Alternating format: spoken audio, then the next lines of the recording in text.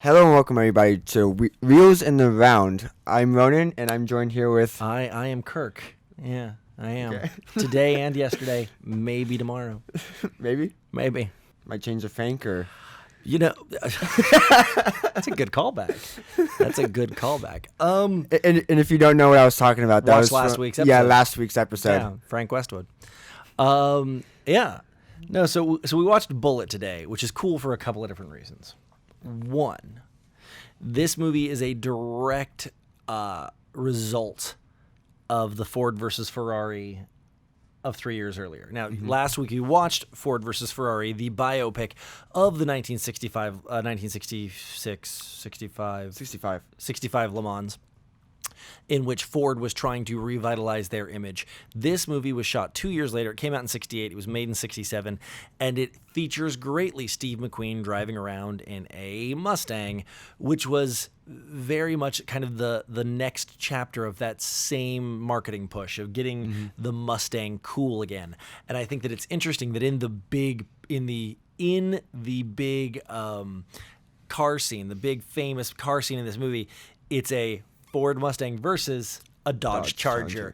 And the Dodge Charger bursts into flames. Like it was very much a paid for product endorsement, but that's not what's cool. Also, this is considered to be a film noir masterpiece. So we've been on a film noir, we've been on neo noir, which is my actual favorite. We've been on this neo noir kick. Except for 2 weeks. Except for the last 2 weeks, we've kind of taken this, but we're back to classic. But this is classic film noir. This is 1968. For the record, classic would be 1948, but whatever. It's before both of us were It was alive. No, not quite. I was about to say everyone in this movie is my parents' age or older. Like Steve McQueen is. Now I'm curious what year Steve McQueen was born. Hey Siri. What year was Steve McQueen born? Steve McQueen was born March. No, he's much older than my father. Much, much, much older than my father. By about 18 years, as a matter of fact. Steve McQueen could be my grandfather.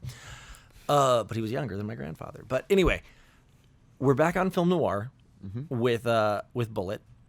It is not just a classic of noir and very interesting, but it was a direct result of the story of last week's movie. So it's like all the pieces are coming together. Right? Yeah. They're coming together. So what did you? So hit me up to give me the particulars. So we have Peter Yates as the director. Yep, British All-Star. Yeah. He's also directed Cruel, Breaking Away, The Dresser, and A Separate Piece. Okay. We also got Alan Trustman, the writer, Okay. with Fallen Angels, Hit, and The Next Man and Lady Lee. Okay. So far, no movies I've heard of. They're all old. Yeah. Steve McQueen, which we all know. He's Steve McQueen. Right? Yeah. He's one of the reasons that Lightning McQueen's last name was McQueen. He's in The Great Escape, He's amazing in The Great Escape. Papillon, Magnificent Seven, The Hunter, and Le Mans. Okay, so please tell me that you've heard of some of those movies. At least The Great Escape. You've never heard of The Great Escape. I'm think I sorry, have, guys. Here's to the 50. In the comments below, tell me you got that joke. So, for the record, the Bonneville has a Triumph Bonneville McQueen edition Okay. because he rides a Triumph Bonneville in the movie The Great Escape. I see. And it's pretty epic. But, okay, continue. Robert Vaughn. Is that how you say his last name? Vaughn. Vaughn. Superman 3, Okay. Gold Star, Magnificent Seven, Okay. Magnificent 11, Okay. and the Towering Inferno. Good movie. Jacqueline Jacqueline Biscuit? Bisset. Biscuit? Oh my gosh. Jacqueline Biscuit. Sorry. Jacqueline Bisset. Yeah. Blood Brothers, The Lodger, Casino Royale, Under the Volcano, and yep. So, I mean, for its time, and Robert Duvall is the bad guy, Yeah. which I didn't even recognize him until we were looking at the things. But it's a really all-star cast. I know you've heard of none of those movies or any of these people, Well, but Superman 3. And The Exorcist 3 is another movie that's... I'm sorry, guys. I'm sorry. Physically painful that Superman 3 on a list that also included The Great Escape and Le Mans. Okay, cool. Wow. Okay, but you tell me about this movie. What did you think? So I think you already know what I'm gonna say. I do, but I want to hear you say it. I think it's a little bit overrated. I'm not going to disagree with you yet. Okay. I said yet. It does have a 97% on Rotten Tomatoes, but I'll also tell you that Rotten Tomatoes is the worst gauge of a movie's quality in the history of mankind. I don't understand why we all buy into it. And I can get into that if you care. Why? Tell me what you didn't like. And there's no judgment here, because you know how I feel about it. Yeah. What I'm gonna say, like, in some parts it was a little bit too confusing. I don't know if it was because, I don't know if I was like not paying attention hard enough. But like, at first I thought they killed the bad guys, and then another suspect appears from my luggage, and I don't really know where they got the luggage, except if it was from the apartment. Yeah. So, No, I mean, so as we've talked, film noir always has a twist somewhere. Yeah. And in this, like, Ross dies, and it's this big thing, and then you find out in the last kind of moments that Ross didn't die, that it was a body double kind of thing, and like, it's absolutely the shell game that is film noir, and it is considered a noir masterpiece, and noir is like my bread and jelly. yeah. But I agree with you, actually, that it was slower than noir tends to be. It really was. It was very slow. Yeah. That's another thing I was going to point out. It wasn't. For me, noir isn't just slow, which I actually like the slow. Mm-hmm. It's intriguing and thought-provoking, and this really lacked for me on the thought-provoking. Yeah. It really lacked for me on the thought-provoking. Like, I was just kind of along for the ride, and that's what you do in a popcorn movie. Fast and the Furious, you're along for the ride. Yeah. Literally and figuratively. Literally and figuratively. In Hobbs and Shaw, along for the ride. Iron Man, Marvel movies, along for the ride. You're just there to experience it. The whole reason I love film noir is it forces you to care. And this one, it felt like it was holding me out. I didn't love it. I didn't hate it. There were a few things they did that are in keeping with the genre, but were really weird choices. Like yesterday we talked about, or last week we talked about how the Christian Bale character of Ford versus Ferrari finishes in second, and we were both really annoyed by that. Like, oh my gosh. But it's a true story, and that's what happened. Mm-hmm. Yeah. This Bullit isn't a true story, I hope. Yeah. He absolutely knew what was writing on this guy, and he killed him. Sorry. Yeah. The movie came out in the 60s. If you hadn't, but like, he killed him. Like, and yes, he had a gun. He just killed a police officer. He turned on him. Mm-hmm. But like, I've seen enough action movies to know that you can wing a dude. Even the guy at the beginning didn't get killed. He got shot in the leg by the shotgun. Like, yeah. It would have been way too easy to have Bullit like double tap him in the arm knee kind of thing and have him look like this action star badass. But instead, the day before the trial, the entire movie was about making sure this idiot made it to trial. And in the last scenes, he kills him. And then, in a very Pontius Pilate way, tell me you got that joke. You didn't. Okay, in a very Pontius Pilate way, the last shot is him going home and washing his hands of it. Yeah. Which, metaphorically, it's pretty badass. Not gonna lie. Yeah. There's some really interesting metaphor there, but you don't get to wash your hands of it. This movie was not the movie itself, but Bullit.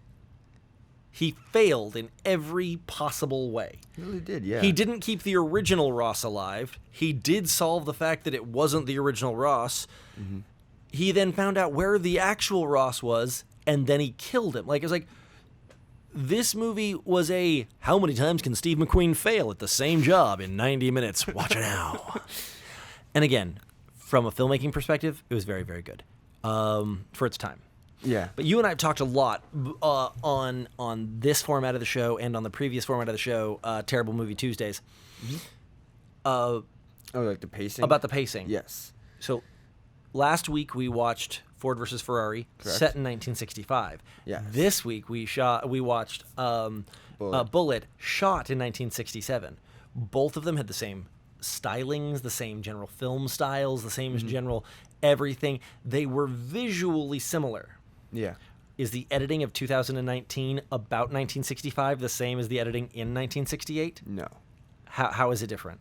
It's 1968 in 1960. What? Yeah. 68 in 68. Yeah. Yes. It's a lot slower. Very. And yeah, they're on their shots a lot longer than in 2019 going back. Now, I will say that one was a kind of biopic action-y kind of movie and versus a film noir. So Yeah. there is a genre difference. But I will say Brick, Lucky Number 11, Kiss Kiss Bang Bang versus Yeah, those are so faster in this they were one. way faster. Yes. If there's one thing that I teach the viewers, if there's one thing I teach you, it's that it's the heartbeat, it's the pulse of film, and that's what changes. And I love noir. I love Steve McQueen. Oh my gosh, I love noir and I love Steve McQueen. But this movie is super slow, and it doesn't use music well / almost at all. It doesn't. Oh, yeah. It doesn't Nope. have a pulse. It very much chooses, even in the car scene. There's no actiony music. It literally is like a 15-minute segment of just tire screeching. Yep. Yeah. With the with that part in scene, it goes from like nice little classical music, and then it goes tire streaking, like right off the bat. I'm Right. like, wow. No, absolutely. Like- Now, I want to check a year really quick to make sure that I know that I'm going to get the year right on this. But yeah, like 50% of the film did not have any music or anything behind like any of the people talking or action bits either. Yeah. And now, I mean, so do you know what the first movie to have a pop score versus a pop soundtrack versus a score was? Do you know what the difference is? No. Okay. So you're watching Iron Man or any of the Marvel movies. Yeah. The Marvel movies didn't have a soundtrack. They had a score, which is to say, Interesting. think about it. Hold on. I mean, like, I don't want to get dinged by YouTube. Think about it. They have orchestral music that, like, you could, if you hear the Avengers song, you're like, oh, that's the Avengers song. Like, Yeah. they play that anytime the Avengers, that's a score. That was a written piece of Oh, music. so a score is when a piece of music is written for the movie, while A soundtrack. a soundtrack is a collection of songs that they just threw into the movie. Well, I wouldn't say just threw in. Or, yeah. A music supervisor works remarkably hard to find the right song that fits a moment. But yes, like when you're watching a movie and all of a sudden it's playing, when you're watching a Baz Luhrmann movie, like the 1994, 1996 Romeo and Juliet, and it's all this pop music in the background, or you're watching and there's all this these songs that you have an emotional attachment throughout the movie, that's called a soundtrack. I see. But when you go and buy the John Williams score of Superman, that is an orchestral piece that was I see. composed. Yeah. First movie to use a soundtrack and not a score, The Graduate, in 1967. So Okay. this was the shifting moment. This was the shifting moment between using pop songs versus just orchestrations. Yeah. But this movie used neither. This movie, there was very few moments that there was, like you said, light classical or light things. But the year prior, I find it really interesting. I'd love to have been in the rooms where just the year prior, The Graduate came out with Here's to You, Mrs. Robinson, Simon and no, that's fine. Garfunkel. Yeah. Simon and Garfunkel does this whole score for this whole soundtrack for it. In that Ford and these people were trying to be all forward thinking and cool. It's really interesting there wasn't some Beatles or some Beach Boys, since it was California. Yeah. That they hadn't played a little bit more into. Now, for all my film buffs, I'm sure I'm missing a piece of nuance. I'm positive. This isn't like an equivocation. I'm positive there's a piece of nuance that I'm missing. I just don't know what it is. Yeah. I don't know what that piece of nuance is. But it's interesting. They didn't use music. It really is. Even the very famous film noir kind of like there was no even like saxophony jazzy. Yeah, there was not either. And noir is usually kind of known for having the pulse be kept by that. But I did not hate this movie, but I super didn't love it, and I expected to because Steve McQueen, because film noir, because Mustangs. Yeah. But no, it was. I'm not going to cut straight to disappointing, but it was not as expected. Yeah. Yeah, I'm going to go like right with you too.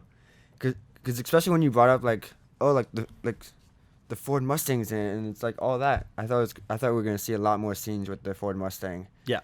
Than we really did. Well, and I will also say that is a little bit about perspective, and I don't think you're wrong, but I'm saying that we like hyping it up. Whereas nowadays we are so immune to product placement that it beats you over the head with it.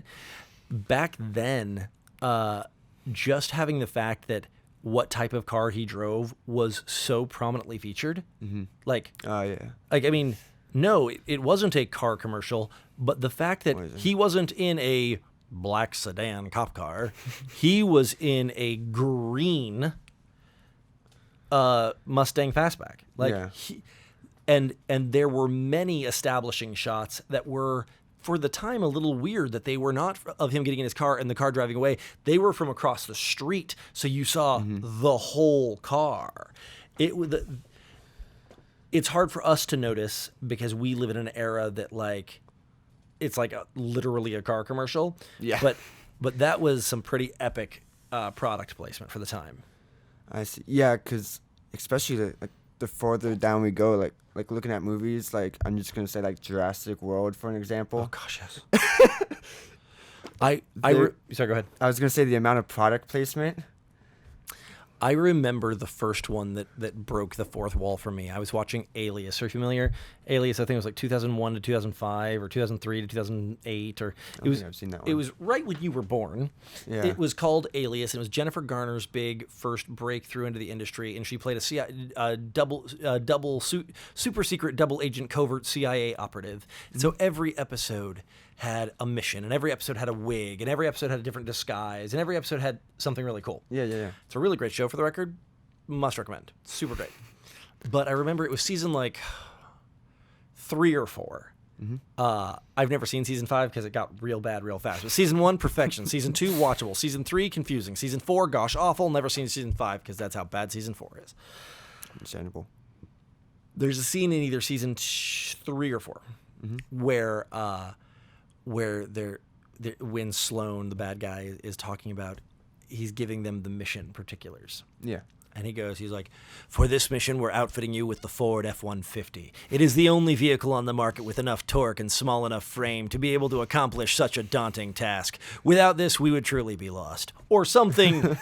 Again, I don't have it memorized, but it really was that bullshit. And like while he's saying it, it like cuts to like whoosh. Or like promo shots. Like not while he's saying it, but like when they go onto the mission, it's like they open the garage. It's like whoosh, whoosh. It was like it was the Batmobile, and it was a Ford F-150. And don't get me wrong, I want a Ford F-150. No, especially the Raptor, but yeah. Like seriously, I'm not dissing on the F-150. Yeah, I'm dissing on the blatant garbage that was that. And that was the first time that I saw it, again, early 2000s. And since I see it somewhat all the time, where they will break into, it's like The Truman Show. Have you ever seen The Truman Show? Of course, yeah. There's the scene where Laura Linney is talking to him. He's like, would you like this Ovaltine or whatever? Like, it does this and this and this. You're like, who are you talking to? Yeah. It was that moment for me, which for the record, that moment, The Truman Show was after. No, it wasn't. The Truman Show was 98, 99, 97. Doesn't matter. There was this moment for me when Alias, the Ford F-150, is the only way we could accomplish this mission. So you're saying the Tacoma wouldn't do it, like, or Jeep Wrangler, or like actually, I don't know if a Wrangler was. I don't know back then. Or the Willie, yeah, former Jeep. Land Cruiser. You're saying that truly the Ford F-150 is the only vehicle strong. Like it was such pandering BS. But Bullit really was. I'm not going to go so far as to say early product placement because it wasn't. Yeah. There really was product placement before that. There truly was. sure. But this was a great example of Ford wanting to be associated with being cool. So it was a dark, gritty film noir with a 25-minute chase scene where at the end a Dodge Charger explodes. Yeah. Literally charring 2 people to death, including Robert Duvall. I mean, I guess that's another thing that Ford can use. Like, I don't really know if they can say like faster in Dodge or like more reliable. Yeah. Because of Bullit. But hey, yeah. 1 out of 1 bullets agree that Chargers will explode. I don't know that that's a solid point, but it's it's a point. It is a point. So, what movie should we watch next week? I mean, should we keep going on like the old style movies and do Le Mans? No, because we've done 2. I'm trying to. Or are you thinking like another movie that we can? I'm thinking The Great Escape, since you've never heard of it, which is insulting. It's insulting. You could do that. The Great Escape. So The Great Escape is about prisoners of war in World War II, tunneling their way out of. It's based on a true story. Okay. And it was made in the 60s about the 40s. So like. Oh. Okay, I see. So instead of a movie, it takes place in World War II, but it was Steve McQueen at that point in his career. Yeah. Yeah, let's do that. Let's watch next week. We'll watch The Great Escape because, for the record, whereas the pulse of it is slow. Mm-hmm. It's more actiony because it's about a war. No, because it's in a prisoner of war camp. It's still slow, but it's fantastic. I love it. It's very, very good. And you get to see Steve McQueen jump a fence on a Triumph Bonneville. And for the record, it's worth the price of admission just for that. And then kind of like the Versus series. I don't know if you want to call it that or not. Okay. Would this kind of be like Boy in the Striped Pajamas or? Interesting. First off, no, haven't seen, kind of won't see for various reasons. Okay. I mean, but I don't think I've seen it either. So, but I know it's also about World War II. You know what? Let me give a day or two, because yes, next week we'll watch The Great Escape, and then let's find a. I mean, maybe Schindler's List, although. Oh yeah, that's another one we could do. But that's the 90s. That's the remake, or. There's a remake of Schindler's List? I think they just made one. Yeah. Pretty sure. That's terrifying. I'm pretty sure it's just in theaters. I'll look into that. I didn't know anything about that. So I will say I will find another, Escape from... No, it'll be Escape from Sobibor, probably. That is 90s, but Escape from Sobibor was a 90s film about escaping a Jewish concentration camp versus a prisoner of war camp, but same war. Same war, same country. Same war, same country, same bad guys. Different camp. But yeah, we'll do The Great Escape next week, and then we'll talk about what we're going to do the next week. Yeah. Oh, you know what? If next week, I'm wondering, it's Black History Month. It is? Oh, you think we should do like Hidden Figures or so then? Yeah. Okay. Exactly. Let's stick with the 60s. Let's stick with the 60s because that's where we're at. Yeah. But next week, I do want to do The Great Escape, and I do want to do that, but it's Black History Month, and I think that we should honor that. So then probably like Hidden Figures? Hidden Figures. Yeah. And also in honor of the fact that last week the SpaceX probe crashed. Oh. Yeah. Yeah, I watched it on TikTok. Launched successfully, got to 6 miles up, stalled successfully, fell, didn't land. But yeah, so next week we'll watch Hidden Figures. Okay. There's only a few weeks in February, unfortunately, but let's do that. Hidden Figures next week. Talking about Hidden Figures, and oh yes. Not really about the movie, but another point that we should make about Bullit is the fact that like their head, I wouldn't really say head surgeon, but like their head doctor or so was the African American. Thank you for bringing that up, because I would have been mad at myself later if I realized we hadn't brought that up. Because even watching the movie, I was like, in 1968, he was the surgeon. He wasn't the nurse or the assistant. And yeah. And I was really impressed by that. I was really happy about that. I by no means, like, Hollywood doesn't always do diversity and inclusion real well. And a San Francisco-based Steve McQueen engine by Ford, of all things. By Ford, who was he was more anti-Semitic than racist, but traditionally racist. But the fact that the surgeon, and it wasn't an issue. They didn't make a point of it. They didn't point at it. They didn't. Like, the only thing that they said was, like, not erasing, but, like, just take him out because he was, like, inexperienced. Well, and they were also firing, when they were firing everyone, they also fired the doctor because he's too inexperienced. But too young. And too young. One. But I really appreciated, like, I didn't see that coming, and I was really impressed that in a 1968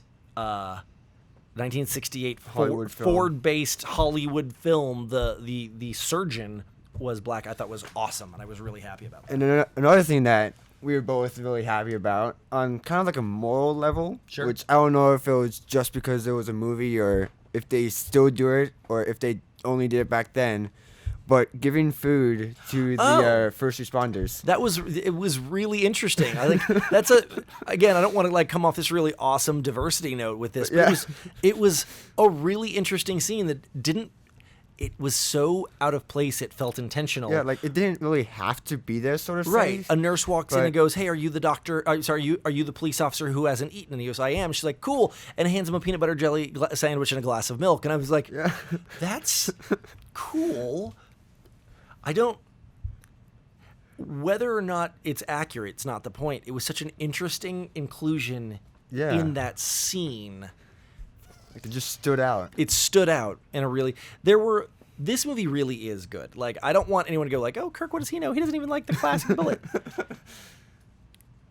I did like it, but it was not at all what I expected. Because so you would agree that it is overrated then? Or... So... I'm very critical.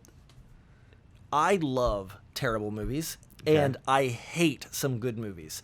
And that does not mean, like, for example, I do not enjoy The Godfather. I don't. I'm sorry. Come at me. But I would never say that it's not an amazing movie. I just don't enjoy it. I actively hate Casablanca. Hate. And it's a film noir masterpiece. I do not get why anyone likes this movie. But I wouldn't go so far as to say it's a bad movie. It's beautifully shot. It's beautiful. So I do not think it is overrated, because you have to remember there's two different things. Did I enjoy it and was it good are not the same question. That is true, yeah. I love some truly terrible movies, and I recognize they are terrible, but whether or not I enjoyed them is not what is being discussed. Were they well made? Yeah. And the answer can be it was made poorly, but I love it. But it also can be like, man, that was a masterpiece. But, like, have you ever gone to, like, a really nice restaurant and had the special and thought it was gross? I believe so, yes. But yeah. You're not saying that the cook doesn't know how to cook. You're just saying, like, wow, that's not for my taste. I don't like it. It's true. I don't like snails. Sorry. It's just too sophisticated for my palate. I would not call this film overrated. I would say that I went into it loving noir, loving Steve McQueen, loving 60s films. I went into it with a very specific expectation, and it defied those expectations. You're like, oh, that's good. Just not your style then, or? I mean, I might need to watch it again. There were a few things that I feel were objective mistakes. In editing. In sound and video editing. I was going to point out another issue that... What's that? We both caught. The fact that he was able to bring a gun past TSA. Okay, so I need to look this up. First off, TSA was invented in 2003. Okay, but yeah. I need to look this up, because in the big gunfight at the end, the dude jumps off an airplane and pulls out a gun, and it's not the cop who could say, well, he went through security because he's a cop. Obviously, they didn't always put people through metal detectors. Because this is like pre 9/11, but still they should have had a system. No, too. I mean, like, I grew up going through metal detectors. Like, I was born in the 80s. I have been riding airplanes since I was, I was born in Germany, so since I was very, very young. But I've ridden on airplanes since my first memories of airplanes, I was 7. So 1988, 1989. And you were always going through metal detectors. It's from the 80s, late 80s. Yeah. When did that start? Because it really surprised me when he pulled a gun out. I was like, wait a minute, he was on a plane. Yeah. There are so many fun things about that, like in movies, like the fact that there were several scenes that were on payphones, and there were several scenes on rotary payphones, and every scene was on. There was a fax machine thing where, like, it was an old fax machine, and it took minutes to do. I was like, I love the history of this stuff, but at the same time, it was in a point in America that I have no sense memory for. Yeah. So there was things that, like that, clearly we're going to find out they didn't start putting in metal detectors in airplanes till the 70s, obviously. Yeah. You know what? Talk for a minute. Be interesting. Another thing I didn't really find convenient, I'm going to say, but I didn't really like. But I think I see the reason why they did it. But the fact how, like, they held, like, 3 conversations where you can see, like, the people's mouths moving, but you couldn't hear what they were saying. I think the reason why they did that is so that they can, like, kind of, like, lead you. 1972. 4 years later. This movie was 68. Yeah. They didn't put in metal detectors in airports until 1972. Okay. These began being implemented at airports in 1972 due to an increased incidence of hijacking airplanes. These detectors were called magnetometers and were originally used to find metal pieces in logs before they were under the saw. So Interesting. Logs? because of logs. The metal people would detector... bring No. Things of wood? No. Metal detectors were originally invented to find saw blades in logs. I see. So that, they didn't saw through and break another blade Yeah. and create Oh. more accidents. Interesting. Yeah, so that would be why. Man. Okay, so this week we watched Bullit, which, like I said, I was really impressed with the, it was basically a whitewashed cast, but the fact that they had such a prominent character be a black doctor, I thought was really, really cool. Next week, we're watching Hidden Figures, not only in honor of Black History Month, but also because SpaceX is doing some cool stuff right now, even though they're failing. Doesn't matter. And Hidden Figures is a really cool story. And then next week, we'll talk about what we're watching the next week. Yeah. Any closing remarks for us? No. I think I've said everything about the movie. I agree. I thought. I definitely... I'm going to have to watch it again because it really did surprise me. But yeah. Cool. Hey, thank you guys. I have been Kirk. I've been Ronan. And this is Reels in the Round. At a square table. With just 2 people. So it's not really a round.